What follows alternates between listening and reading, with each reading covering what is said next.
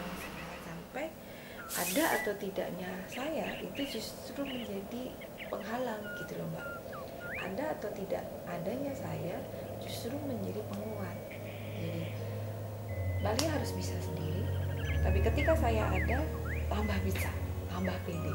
Ketika saya nggak ada pun tambah pede juga, aku pasti bisa gitu ya. Nah sekarang coba self hypnosis, lakukan sendiri.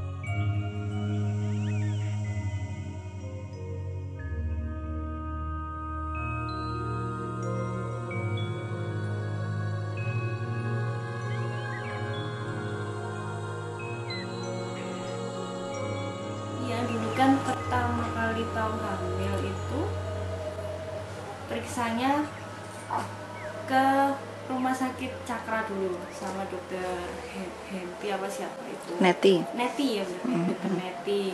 Itu belum ada apa-apa, maksudnya belum kelihatan apa-apa. Aspeknya kan hasilnya 2 tapi yang satu sama. Belum, suruh nunggu dulu sampai dikasih vitamin. Terus ke dokter yang PKU Muhammadiyah itu siapa ya? Usman. Satunya Usman lagi. Satunya dokter Lili.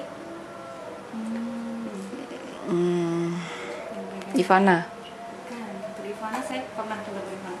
Tapi sama dokter itu juga belum ada.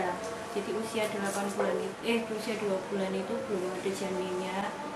Suruh nunggu lagi. Terus akhirnya ke dokter Purwanto, divonislah tidak berkembang janinnya, harus dikurek. Terus pulang dari situ kan nangis. Terus selang sehari periksa lagi ke dokter Usman. Dokter Usman suruh nunggu 1 bulan sambil dikasih vitamin sampai nanti dilihat kalau tidak berkembang ya memang harus dikurek. Akhirnya periksa dokter Usman pindah lagi ke Happy Land sama dokter Deti karena letaknya jauh. Saya pikir nyari yang di Klaten, cari info, dapatlah ke dokter Ivana. Tapi setiap ke dokter Ivana 2 kali atau 3 kali ketemu, mesti saya dibilang janinnya kecil, ukurannya kecil, harus banyak es krim gitu sambil dikasih vitamin yang sih tahu kan betapa banyaknya itu vitamin obatnya yang banyak banget kan. Sekali periksa kan 550, 600 ribu udah mahal, divonis kayak gitu kan pasti kan jadi down kan, jadi ya pasti kan pikirannya udah macam-macam. Hamil pertama kok ini kok kurang dari normal ukuran janinnya gini-gini, sampai akhirnya googling teman cerita ke klinik Bu Yesi gitu. Ini pertama kali periksa dan pertama kalinya diperiksa paling lama 45 menit, saya ingat itu. Ingat banget. Pertama kali periksa kehamilan 45 menit. Dari situ kan ya kita kan periksa orang hamil kan diberi biar pikirannya nggak stres, harus rileks, tenang, jadi tidak terbebani. Sampai akhirnya benar-benar puas di sini, mau niat lahiran juga di sini, ikut hipnobirthingnya, ikut yoga, praktekin relaksasi, semuanya. Pokoknya pengen lahirannya benar-benar nyaman, tidak trauma, dan sampai sekarang juga tidak trauma gitu. Malah kayaknya kalau lihat orang hamil tuh kayak pengen rasain ini lagi, hamil lagi. Padahal asuransi suami saya kan di rumah sakit yang terbilang bagus ya gitu, tapi saya pikir tidak apa-apa lah asal bayar sendiri, tapi kan hati kita kan udah nyaman, memang sudah nyaman di sini gitu, nyaman dari begitu ketemu sampai sekarang pun kalau dipikir si anak saya kan udah dapat asuransi dari kantor, dari imunisasi apa kan, kalau di rumah sakit yang dirujukkan gratis gitu. Kayak misalkan saya cek apa tapi kan nggak tahu kenapa ya yakin aja di sini gitu. Puas.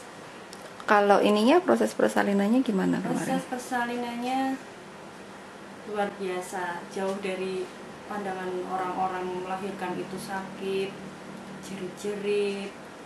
Bahkan saya bisa cerita ke orang-orang, kita mau bersalin tapi bisa cerita-cerita sama Bu Yesi sama mbak asistennya itu. Bisa ngobrol kan itu. Ya ada nyerinya, tapi nyerinya sih bisa mungkin karena kita belajar pernafasan yang diajarkan itu. Waktu relaksasi, waktu yoga kan kuncinya kan katanya pernafasan, dan itu memang benar-benar saya alami.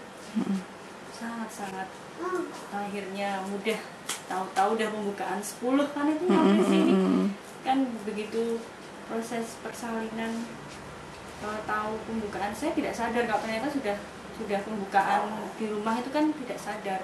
Taunya cuma mulus-mulus kan, kalau mulus ya udah relaksasi, dengerin kaset CD dari BSC, terus nafas perut, jalan-jalan sambil dielus-elus ini ya pinggangnya.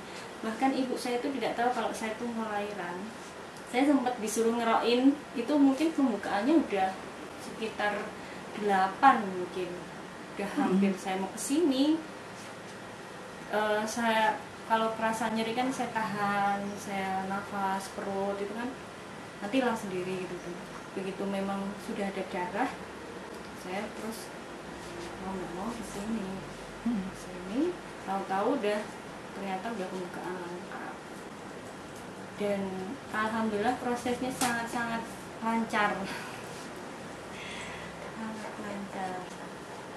Terima kasih sudah dibantu sama BSC, sama mbak-mbak di bidan kita. Sampai sekarang udah jadi kayak keluarga, masih sering komunikasi sama mbak-mbak. Bahkan sampai proses menyusui saya, ketika saya kesusahan, tiba-tiba air susu yang semula lancar tiba-tiba jadi seret, tidak keluar. Saya kan terus sama mbak-mbak tanya, sama Bu Yesi, saya masih berusaha proses alami, proses, pokoknya saya berniat bener-bener jangan sampai terputus kesambung sama ASI ini, sama susu formula. Alhamdulillah sekarang lancar lagi. Kemarin seperti akupuntur, sempat message itu laktasi, sama dengerin CD laktasi hypno breastfeeding. Hypno breastfeeding. Alhamdulillah ini udah lancar lagi. Jadi ketika saya bekerja kan saya tenang gitu, punya stok ASI di rumah. Enggak was-was lagi. Pengennya ASI eksklusif. Ya, sehat. Dan anak saya kan sehat, tumbuhnya tiap bulan tumbuh, beratnya, badannya tumbuh jadi gemuk. Sehat ya sayang ya, Kakak Fares. Sehat ya.